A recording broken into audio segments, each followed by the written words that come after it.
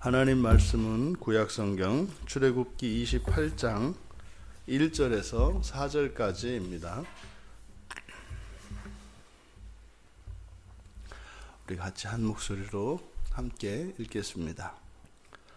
너는 이스라엘 자손 중 내 형 아론과 그의 아들들 곧 아론과 아론의 아들들 나답과 아비후와 엘르아살과 이다말을 그와 함께 내게로 나오게 하여 나를 섬기는 제사장 직분을 행하게 하되 내 형 아론을 위하여 거룩한 옷을 지어 영화롭고 아름답게 할지니 너는 무릇 마음에 지혜 있는 모든 자 곧 내가 지혜로운 영으로 채운 자들에게 말하여 아론의 옷을 지어 그를 거룩하게 하여 내게 제사장 직분을 행하게 하라.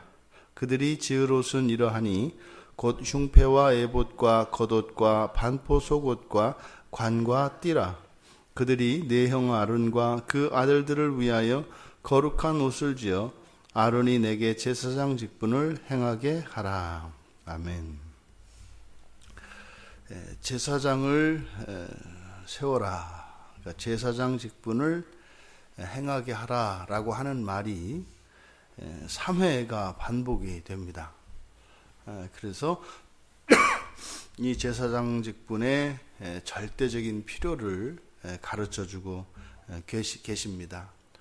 또 이것이 성경 전체적으로 보면 모세 한 사람에게 집중되어 있던 모든 이제 권한과 권력이 이제 분화되어지는 과정입니다. 그러니까 이제 하나님과 사람 사이에서 하나님을 섬기고 또 사람의 이 죄의 문제를 해결할 수 있는 이 중보적 위치에 있는 직분으로서 이제 제사장 직분이 만들어지는데 이것은 사실 이 이전까지는 모세가 모든 것을 다 감당을 했습니다. 그래서 이제 모세는 이후로 백성들을 통솔하는 일에만 집중하면 되고 이제 성막을 섬김으로써 백성들의 죄를 속하고 이제 하나님과 사람 사이에서 중보의 역할을 하는 이 일은 이제 아론과 그 아들들을 비롯하여 이제 그 자손들이 그 제사장 직분을 이제 감당하게 되어 있습니다. 그래서 오늘날 교회 안에 이런 직분들이 이런 구약 성경의 이런 가르침을 따라 있는 겁니다. 그래서 목사가 있고 장로와 권사가 있고 집사가 있어서 그것을 분권화하는 것이죠. 그래서 그 권한과 또 책임을 이렇게 분산시켜서 한 사람에 의해서 전체가 통솔되어지는 것이 아니라 이렇게 여러 사람에게 이렇게 섬기는 그 일을 나누어서 합니다. 이제 그 전통을 따르는 것이 이제 장로교 전통입니다. 먼저 그럼 이 제사장이 이제 세워지는 이 과정을 통해서 어떻게 제사장이 세워져야 하는가, 그것을 이제 제사장이 될 사람 편에서 그들에게 요구되어지는 것이 무엇인지, 그리고 이제 제사장을 세우기 위하여 백성들이 해야 되는 것은 무엇인지 이것을 가르쳐주고 있습니다. 여기서 우리가 염두에 두어야 하는 것은 제사장 직분과 성막에 대한 순서입니다. 성막이 먼저 있고 성막에 대한 가르침이 먼저 있고 그 이후에 제사장이 세워진다는 겁니다. 그러니까요, 세울 성막이 있고 그리고 거기에 필요한 직분자가 있다라고 하는 것을 기억해야 합니다. 성막이 있고 난 뒤에라야 제사장이 있다. 이것은 성막이 없고서는 제사장이 필요가 없는 겁니다. 그래서 원칙적으로 교회가 없이는 직분도 없는 거죠. 그래서 항상 우리의 모든 이런 직분이라고 하는 것은 교회 중심으로 되어 있습니다. 먼저 1절에서 나를 섬기는 제사장 직분을 행하게 하라라고 하는 첫 번째 주님의 명령이 나오는데, 이제 모세가 먼저 아론과 아론의 아들들 가운데 아론과 아론의 아들들을 제사장으로 세웁니다. 그런데 그들을 내게로 나오게 해라. 그리고 나와서 그들로 하여금 제사장 직분을 행하게 하라. 제사장은 아론의 아들들로서 그 이후에 이제 아론의 자손들이 제사장 직분을 감당하는 것처럼 특별히 하나님으로부터 선택받은 사람들입니다.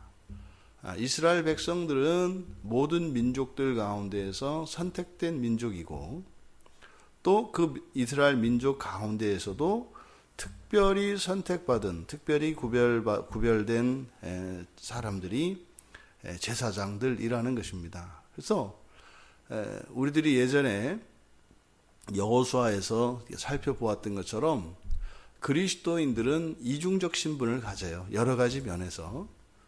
첫째로는 하늘 백성과 이 땅의 백성이라고 하는 이중적 신분이 있습니다.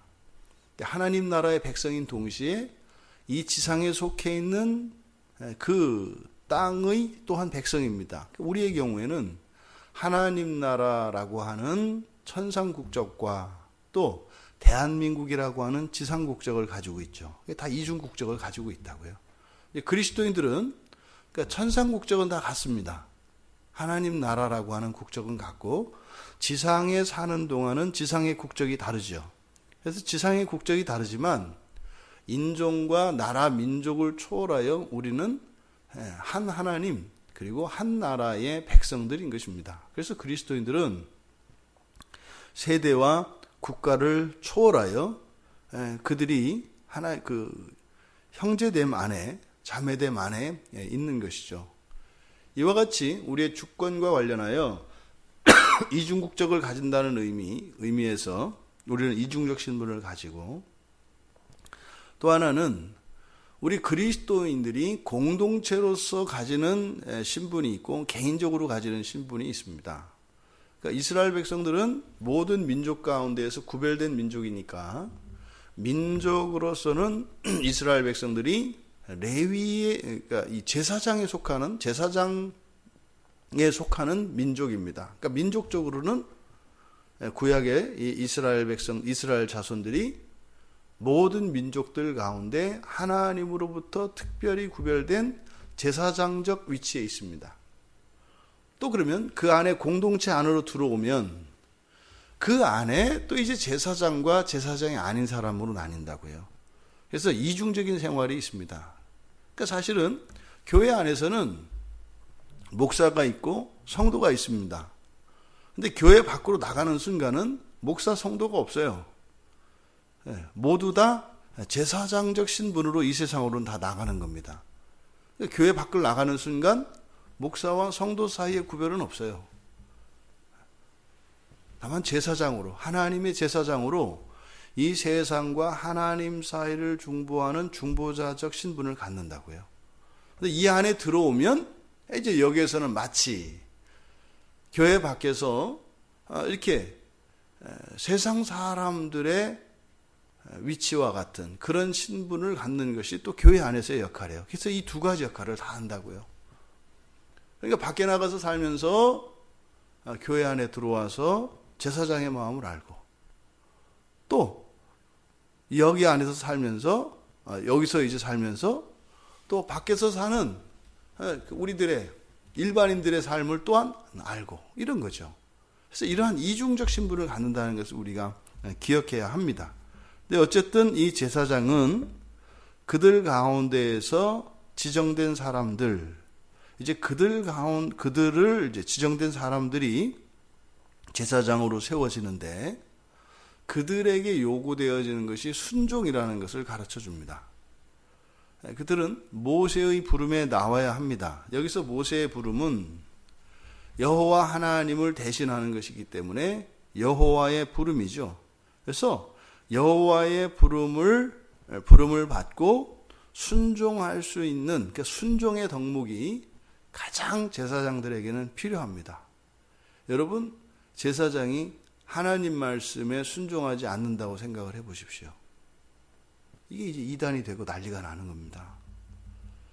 하나님과 사람 사이에 이 중보자적 위치에 있는 자에게 그래서 요구되는 것은 어떤 능력이나 탁월한 지도력이나 이런 게 아니에요. 하나님 말씀에 절대적으로 순종하는 것입니다.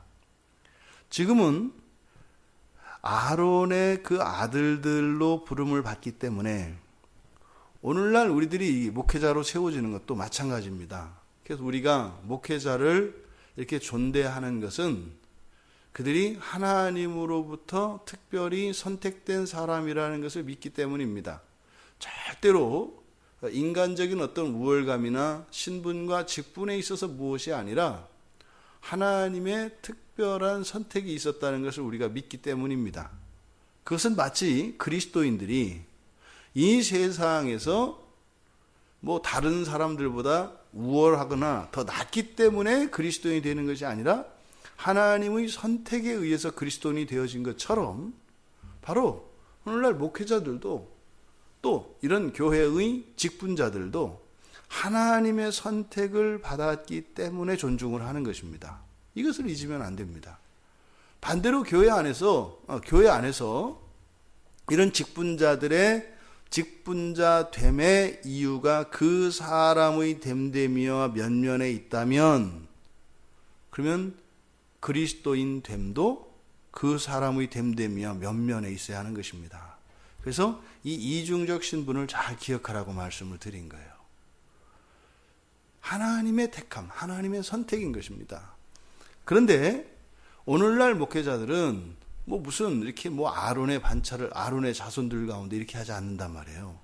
그냥 교인들 가운데에서 부름을 받는 사람들이 나온단 말이죠. 그러니까 오늘날 이 제사장적 위치에 있는 목회자들에게 요구되어지는 또 갖추어야 할 요소가 있다면 바로 영적인 지각 능력입니다. 하나님의 부름을 들을 수가 있어야 합니다. 하나님의 뜻을 알 수 있어야 합니다. 이것이 필요하죠. 그리고 순종할 수 있어야 합니다. 이것이 제사장 되는 자들에게 요구되어지는 덕목이고 갖추어야 할 조건이라고 우리가 할 수 있겠습니다. 이제 두 번째로 내 형 아론을 위하여 거룩한 옷을 지어서 영화롭고 아름답게 해라. 근데 그 옷은 지혜 있는 자, 곧 내가 지혜로운 영으로 마음의 지혜 있는 자, 그리고 지혜로운 영으로 채운 자들에게 옷을 짓게 하고 그렇게 거룩하게 해서 내 제사장 직분을 행하게 하라. 이제 2절에서 두 번째로 제사장 직분을 행하게 하라라고 하는 말씀이 나오는데 이 말씀은 옷을 짓는 것과 함께 나타납니다. 그러니까 2절에 있는 내용은 이제 백성들이 해야 되는 겁니다. 제사장을 세움에 있어서 백성들이 해야 될 일은 거룩한 옷을 지어주는 것입니다. 그러니까 아론을 위해서 거룩한 옷을 지어라. 그리고 그를 영화롭고 아름답게 해라. 이 옷이라고 하는 이 히브리어 베게드는 원래 가리다라고 하는 동사에서 나온 겁니다. 그러니까 옷의 의미는 가리는 것이라는 뜻이에요. 가리는 것. 아담과 하와가 범죄하고 난 이후에 벌거벗은 것을 알고 몸을 가립니다. 나뭇잎으로 가립니다. 그래서 가리는 것, 이것이 옷이죠. 그래서 이 옷은 맨 처음 하나님께서 사람들에게 지어 입으신 옷은 가죽옷이고 그 가죽옷의 의미는 수치를 덮는 것이고 두려움을 가리는 것인데 바로 대속을 통하여 죄를 덮어준다고 하는 그런 의미를 가지고 있습니다. 그래서 우리가 이렇게 옷 입는 일에 그렇게 신경을 쓰는 거예요. 옷을 잘 입어야 죄를 가려서 배도 좀 덜 나오게 보이고 이렇게 더 날씬하게도 보이고 이런 거예요. 이게 옷의 의미입니다. 근데 그 옷을 지어주는데 거룩한 옷을 지어라 그래요. 거룩한 옷을. 사실 이 거룩한 옷이라고 하는 것은 이제 구별된 특별한 옷을 말하고 뒤에 4절에 제사장들을 위하여 특별히 지어지는 흉패와 에봇과 겉옷과 반포속옷, 관과 띠를 이야기합니다. 그러니까 제사장 옷이죠. 그러니까 제사장 옷을 이제 거룩한 옷이라고 하는 것인데, 그 옷을 어떻게 영화롭고 아름답게 해라. 영화롭고 아름답게 해라. 여기서 영화롭고 아름답다는 것은 사치스럽게 하는 것을 말하는 게 절대로 아니겠죠. 이것은 하나님의 영광을 드러내기 위한 것입니다. 이들은 이제 성소를, 하나님의 집인 그 거룩한 성소를 섬기는 사람들이기 때문에 그에 걸맞는 아름다움과 또 그에 걸맞는 영광이 나타나야 한다는 거예요. 그래서 옛날에는 부흥사 목사님들이 이제 하얀 양복에 하얀 백구두에 이렇게 호마이카 물구두를 신고 영광을 나타냈어요. 이게 이제 사실은 그 뿌리를 캐고 들어가면 이런 구약적 전통에 있는 것입니다. 그래서 뭐 목회자들을 섬기고 하는 이런 것들이 그런 거죠. 절대로 목회자의 어떤 사치나 이런 것이 아니라 특별히 백성들로 하여금 제사장들을 특별히 구별하게 함으로써 하나님에 대한 그들의 마음을 표현하게 되어 있는 것입니다. 그런데 그것은 단순히 사람들이 입는 옷보다 더 좋은 것을 의미하는 것이 아니라 제사장 직분을 수행하기에 걸맞는, 또 제사장 직분과 관련되어진 특별한 옷을 나타내는 것이지 더 좋은 옷을 나타내는 것은 아니다. 그래서 뭐 주의 종이 뭐 몇 수 양복을 입어야 되고 이런 거는 맞지 않다. 그런 게 아니죠. 하지만 영화롭고 아름답게 해야 되는 것이면 틀림없습니다. 그러니까 이제 종족 목회자들 가운데 너무 또 소탈하고 검소한 분들이 계셔서 이렇게 자꾸 이렇게 가난한 쪽으로만 이렇게 하시려고 하는 분들이 있어요. 뭐 그것을 뭐라고 할 수는 없겠습니다만, 그것은 성경 전체적인 사상으로 보면 맞지 않습니다. 지나치게 화려한 것도 어울리지 않지만 지나치게 이렇게 가난해 보이고 없어 보이는 이것도 은혜가 되지 않습니다. 그래서 이 제사장들이 영화롭게 아름답게 하라고 하는 것은 하나님의 영광을 나타내기 위한 것인데, 그게 또한 백성들과 하나님 사이에서 중보자로서 그 중보자적인 위치에 걸맞도록 그렇게 입히고 그렇게 해야 백성들에게 또한 그게 권위가 서기 때문에 그렇게 하는 것이죠. 근데 지금 여기에는 먼저 2절에 보면 내 형 아론을 위하여, 그러니까 부름을 받은 것은 아론과 아론의 자손들이거든요. 근데 먼저 아론을 위하여 옷을 짓고 제사장 직분을 행하게 하는 것을 알 수 있습니다. 그리고 나서 여기에서 바로 그 거룩한 옷을 짓는 사람들을 3절에서 마음의 지혜 있는 모든 자, 곧 내가 지혜로운 영으로 채운 자, 이렇게 되어 있습니다. 그러니까 거룩한 옷을 지어서, 다시 말해서 이 제사장을 세우는 일에 하나님을 대신하여 모세가 데려다가 선택하여 불러서 이제 뒤에 이제 기름을 붓게 됩니다. 그리고 또 백성들이 이제 이 제사장들을 세우는 일에 기여하는데 그게 거룩한 옷을 짓는 일입니다. 근데 모두 다 그 일을 하는 것이 아니라 이렇게 제사장을 세우는 그 일에도 선택받는 백성이 있고 조건이 있습니다. 자격이 있습니다. 그 자격이 바로 무릇 마음의 지혜에 있는 자. 그러니까 여기서 지혜라고 하는 번역되어진 이 단어는 호크마입니다. 그러니까 이것은 실제로 여기에서 지금 이 지혜가 의미하는 바는 옷을 잘 만들 수 있는 사람이에요. 그러니까 뛰어난 장인 이런 뜻이죠. 옷을 잘 만드는 사람 이런 뜻입니다. 그런데 그것을 단지 옷을 만드는 기술만을 이야기한 것이 아니라 그 뒤에 보면 지혜로운 영으로 가득 채운 자, 지혜로운 영, 지혜로운 영혼이라는 뜻이죠. 앞에 있는 지혜 있는이 공통으로 들어갑니다. 그러니까 그 마음과 영혼에 이 지혜는 곧 하나님이 주시는 지혜를 이제 호쿠마라고 하거든요. 그러니까 사람이 가지고 있는 이런저런 모르는 은사들과 뛰어난 능력들, 이것을 지혜라고 합니다. 근데 그 지혜는 하나님이 주신다는 거죠. 그러니까 이스라엘 백성들 가운데에서도 하나님께 붙잡힌 사람들, 하나님으로부터 지혜를 받은 사람들이 바로 그 제사장을 세우는 일에 참여하게 되는 것입니다. 오늘날 목회자도 마찬가지죠. 하나님의 부르심, 소명이 있어야 되겠고, 그래서 목회자들이 보통 이 소명을 확인하는 그 나름대로의 이제 절차를 거치고 또 자기 자신이 소명을 점검하는 그런 기간을 꼭 갖게 됩니다. 이때 이제 사실은 강을 건너죠.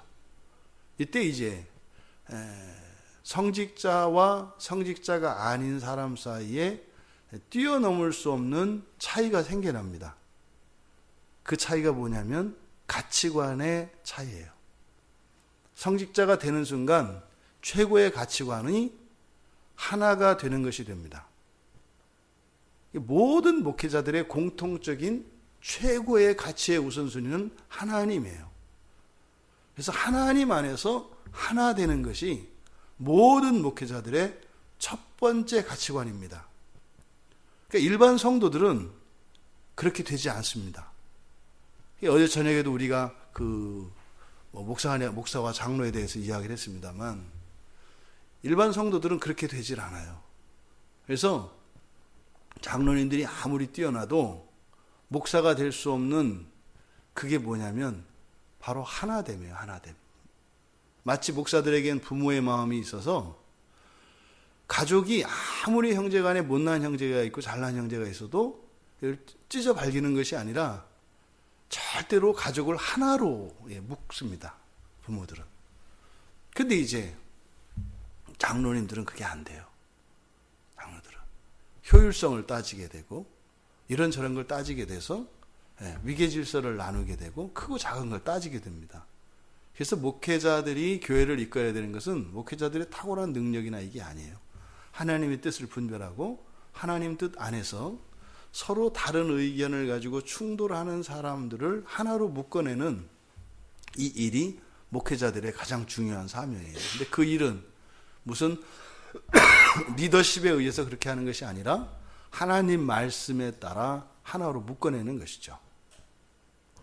그러니까 이렇게 제사장을 세우는 그 일에도 이렇게 하나님의 그 지혜를 가진 자들이 있어야 바로 제사장이 세워지는 거예요. 그냥 부르심을 받고 기름 부음을 받았다 해서 제사장이 되는 것이 아니라 하나님 영에, 그 거룩한 영에 잡힌 자들이 목회자를 세우는 겁니다. 그러니까 오늘날 목회자를 이렇게 청빙하는 절차가 똑같다고요. 우리도 지난 주일에 청빙 절차를 거쳤잖아요. 그냥 아무나 막 세우는 게 아니죠. 아무나 오는 것도 아니고 아무나 부르는 것도 아니죠. 그러니까 공통적인 것은 뭐예요? 바로 이 호쿠마, 지혜의 지혜가 있는 하나님의 영이 충만한 그런 사람들이 이렇게 목회자들을 세우는 것이죠. 그 전까지는 세워지는 게 아닙니다. 이렇게 거룩한 옷을 지어 영화롭게 해서 그리고 아름답게 해서 이제 제사장 직분을 이행하게 해라. 그러니까 백성들 편에서 제사장을 세우는 데 있어서 바로 필요한 것이 무엇인지 바로 이렇게 지혜로운 영으로 가득 찬 사람들이 필요한 겁니다. 그리고 그들이 거룩한 옷을 지어 입히는 것. 이것을 또 오늘날 그대로 옷으로 가면 안 된다 그랬어요. 그래서 거룩한 옷이라는 것은 직분과 관계되어진 그 직분을 감당할 수 있도록 하는 것을 말합니다. 그리고 이제 세 번째로 다시 4절에서 그들이 지을 옷은 이러하니 하면서 흉포 에봇 제사장들의 옷에 대해서 이야기한 이후에 내 형 아론과 그 아들들을 위하여 거룩한 옷을 지어서 이렇게 합니다. 그러니까 이제는 처음에는 아론에게 먼저 지어 입혔고 그리고 아론과 그 아들들에게 거룩한 옷을 지어 입히는 것을 지어 입히라고 말씀을 합니다.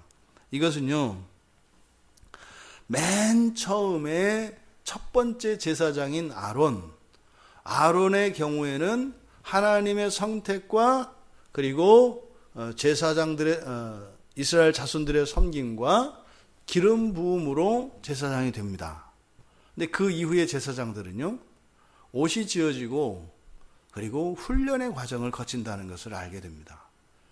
그래서 제사장들은 그냥 목사가 이렇게 제사장이 되는 것이 아니라 일단 제사장 옷을 지어 입히지만 여러 가지 훈련의 과정을 거쳐서 제사장이 됩니다. 그걸 그대로 따라서 오늘날 한국 교회 안에서 그렇게 하는, 우리 교회뿐만 아니라 교회에서 그렇게 하는 거죠. 맨 처음에 부르심을 받고 거기에 필요한 그 옷들을 지어 입혀요. 그게 뭐예요? 이제 신학 수업을 받고 경건의 훈련을 받고 또 사역에 필요한 이러한 저러한 기능들과 자격 조건들을 갖춥니다. 이게 이제 옷을 입는 거죠. 또 이제 나와서 또 이제 실습을 하잖아요. 뭐 전도사로, 강도사로, 뭐 부목사로. 근데 사실은 전도사 제도는 없어져야 돼요, 이게. 전도사 제도는 이게 꼭 폐지돼야 되는 겁니다. 이게 굉장히 나쁜 거예요. 전도사 때는 그냥 공부만 해야 돼요. 신대원에서 공부는 하고 기도하고 경건의 훈련하면 되는 거예요. 근데 한국 교인들이 그걸 허락을 안 해요. 하여튼 피를 짜 먹어야 돼, 이렇게. 전도사 때부터 빨아 먹어야 돼. 그래가지고 공부를 뭘 공부해 나와. 그래가지고서 데려다가 막 일 시켜가지고 공부도 못하게 하고 맨날 레포트도 그냥 막 몰아쳐가지고 막 베끼게 만들고. 뭐 시간이 있어야지. 전도사 제도는 이게 폐지해야 돼요. 아마 이게 우리나라만 있는 제도 같아요. 우리나라만. 이게 목회자로 세워지는 일이 해야 되고 공부해야 되는 일들이 얼마나 많은지 몰라요. 근데 이렇게 절대적으로 보장을 해줘도 이렇게 부족한 시간인데 뭐 또 생활은 또 알아서 책임지라고 그러고 이거 이제 감정 나온다. 이러면 안 되지. 그러니까 옷을 지어 입히는 거는 목회자로서 그 직분을 감당할 수 있도록 충분한 뒷바라지를 해주는 거예요. 그게 이제 거룩한 옷을 지어 입는 거예요. 오늘날로 이야기하면.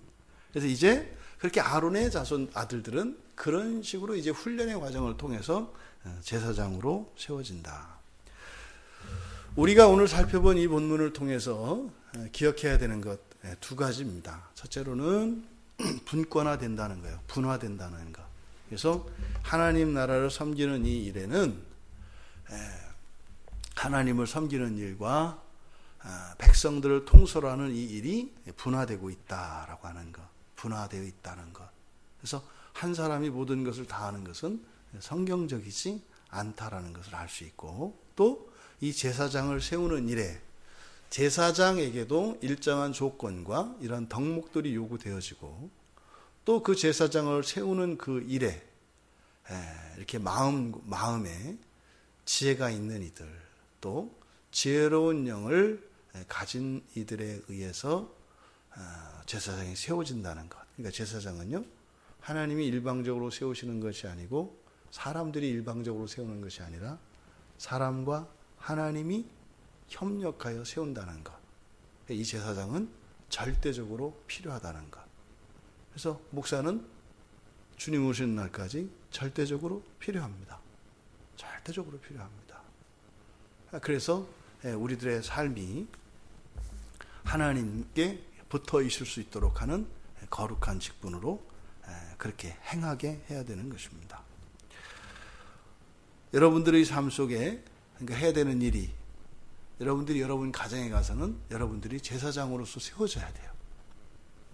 여러분들이 목회자라고요. 가정에서는. 여러분들이 일터에서는 여러분들이 제사장이라고요. 그러니까 제사장의 덕목을 여러분들이 가져야 되고 그 소명을 받아야 한다고요. 그리스도인으로서. 제사장 직분을 감당해야 되니까. 교회에 들어와서는, 여기서는 제사장 노릇하시면 안 돼요. 교회 안에서 제사장 노릇하는 것은 목사 하나로 충분해요. 그거 하나도 감당하기 어렵잖아요. 교회 안에서는 목사 한 사람으로 하여금 제사장 직분을 잘 감당할 수 있도록 그렇게 뒷바라지하고 그렇게 살아가는 것이 인생이다. 그러니까요, 똑같아요. 모든 사람은 제사장으로 세워져야 되고 또 제사장을 세울 수 있는 사람으로 세워지는 것입니다. 그것이 우리 그리스도인들의 일생인 것을 기억하셔서 여러분, 이제 여러분들의 삶의 자리에서 이 하루를 또한 거룩한 제사장 직분을 행하게 하라. 여러분들이 그 직분을 잘 감당하기 바랍니다. 그리고 또한 교회 안에서 또 그 제사장 직분에 있는 목사를 잘 세우는 그 일에 기여하는, 그래서 제사장도 되고 제사장을 세우는 그런 꽉 찬 인생의 주인공들 다 되시기를 주님의 이름으로 축원합니다.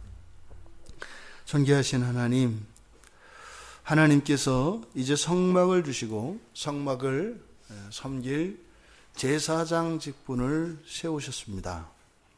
하나님의 이 말씀을 통하여 오늘날 교회의 직분의 원리를 저희들이 함께 나누고 적용하였습니다. 예수 그리스도를 믿는 모든 그리스도인들은 이 세상에서 제사장 되어지는 것이며 또한 주님의 몸된 교회 안에서는 또한 제사장을 세워야 하는 것임을 배웠습니다.